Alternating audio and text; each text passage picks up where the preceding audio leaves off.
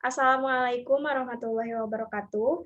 Pertama-tama, marilah kita panjatkan puji serta syukur kita kehadirat Allah Subhanahu wa Ta'ala yang mana telah memberikan kita beribu-ribu nikmat. Di antaranya nikmat iman, nikmat Islam, serta nikmat sehat walafiat.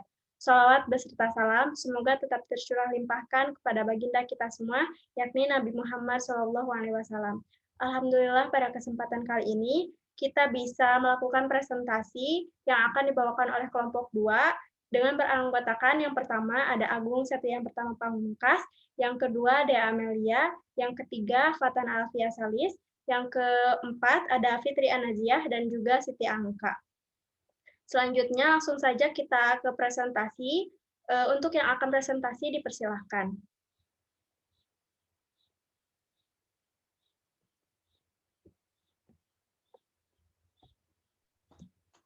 Menurut KBBI, Kamus Bahasa Indonesia, kalimat satu kesatuan ujar yang mengungkapkan suatu konsep, pikiran, dan perasaan, dua perkataan, tiga link satuan bahasa yang secara relatif berdiri sendiri, mempunyai pola intonasi final, dan secara aktual ataupun potensial terdiri atas klausa.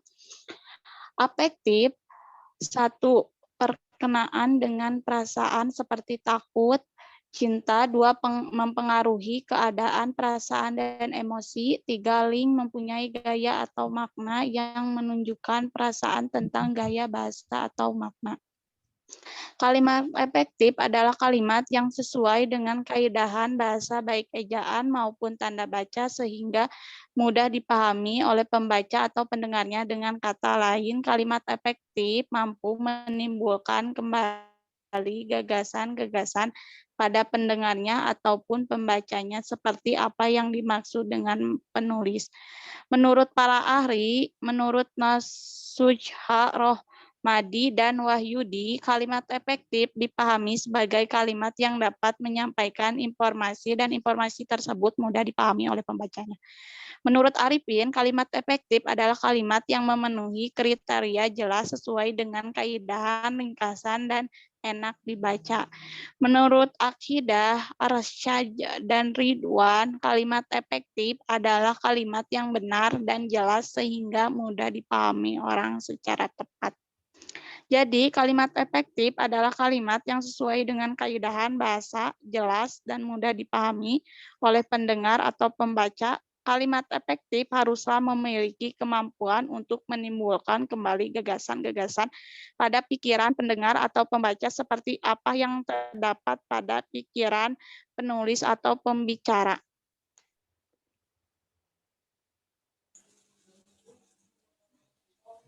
Manfaat dan tujuan kalimat efektif.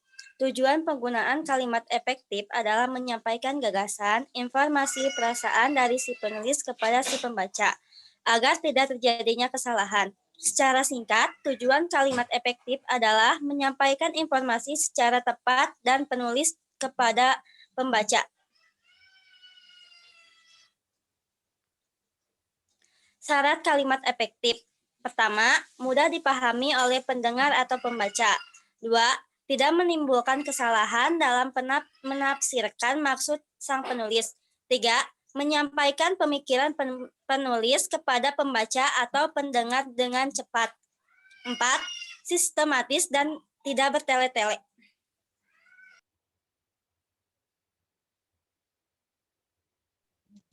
Selanjutnya, kesepadaan struktur. Kesepadaan adalah keseimbangan antara gagasan atau pemikiran dengan struktur bahasa yang dipakai dalam kalimat. Kesepadaan dalam kalimat ini diperlihatkan dengan adanya kesatuan gagasan dan kesatuan pikiran.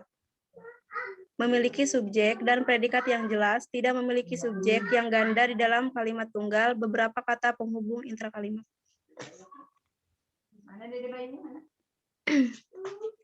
Selanjutnya, keparalelan bentuk. Kalimat efektif memiliki kesamaan bentuk kata yang digunakan dalam kalimat. Yang dimaksud dengan kesamaan bentuk kata adalah jika kata pertama berbentuk verba, maka kata selanjutnya berbentuk verba. Namun jika kata pertama berbentuk nomina, maka kata selanjutnya berbentuk nomina.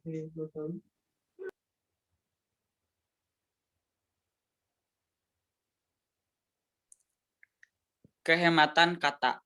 Kalimat efektif tidak menggunakan kata-kata atau frasa yang tidak perlu digunakan untuk menghindari pemborosan kata dalam kalimat. 1. Menghindari unsur yang sama dalam majemuk. Contohnya, saya tidak suka apel dan saya tidak suka pepaya. Itu adalah contoh kalimat tidak efektif. Dan contoh kalimat yang efektifnya adalah saya tidak suka pisang dan anggur. Karena dia tidak diundang, dia tidak datang pada acara itu. Penyebutan kata dia sebagai subjek pada anak kalimat tidak diperlukan karena subjek yang sama sudah disebutkan pada induk kalimatnya.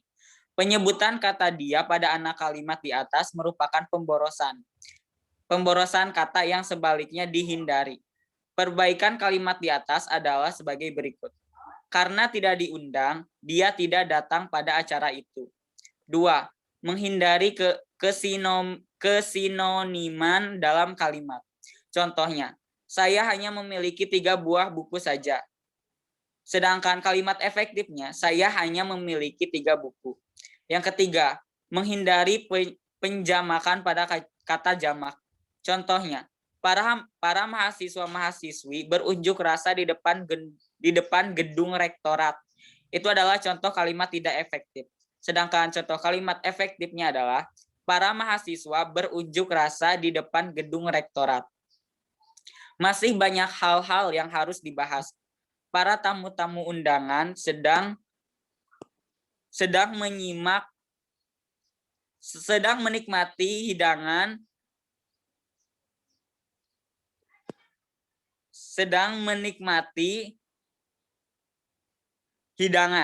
Kata banyak pada kalimat dan kata pada kalimat sudah mengandung makna jamak. Oleh karena itu, tidak perlu lagi pengulangan yang bermakna jamak. Sehingga kalimat-kalimat di atas dapat diperbaiki menjadi seperti masih banyak hal yang harus dibahas. Para tamu undangan sedang menikmati hidangan. Ada kecematan. Kecematan adalah yang dimaksud dengan kecematan adalah cermat dan tepat dalam memilih kata sehingga tidak menimbulkan keracunan dan makna garis. Contoh kalimat tidak efektifnya, guru baru pergi ke ruang guru. Sedangkan untuk contoh kalimat yang efektifnya, guru yang baru pergi ke ruang guru. Ada lagi contoh yang lain, contoh kalimat tidak efektif yaitu, dialah istri Pak Lurah yang baru. Yang kedua ada ketegasan.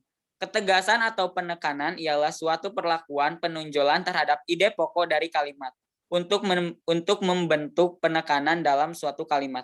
Yang ketiga ada kepaduan. Kalimat efektif memiliki kepaduan pernyataan sehingga informasi yang disampaikan tidak terpecah-pecah. Dan yang terakhir ada kelogisan. Yang dimaksud dengan kelogisan adalah ide yang ada dalam kalimat itu dapat diterima atau dimengerti oleh akal dan sesuai kaidah EBI. Contohnya, contoh kalimat tidak efektif. Waktu dan tempat kami persilahkan. Sedangkan contoh kalimat yang efektifnya adalah Bapak Dekan, kami persilahkan.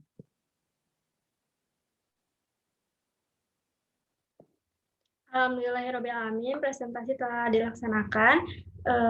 Terima kasih yang telah memperhatikan. Mohon maaf bila terdapat kesalahan. Wassalamualaikum warahmatullahi wabarakatuh.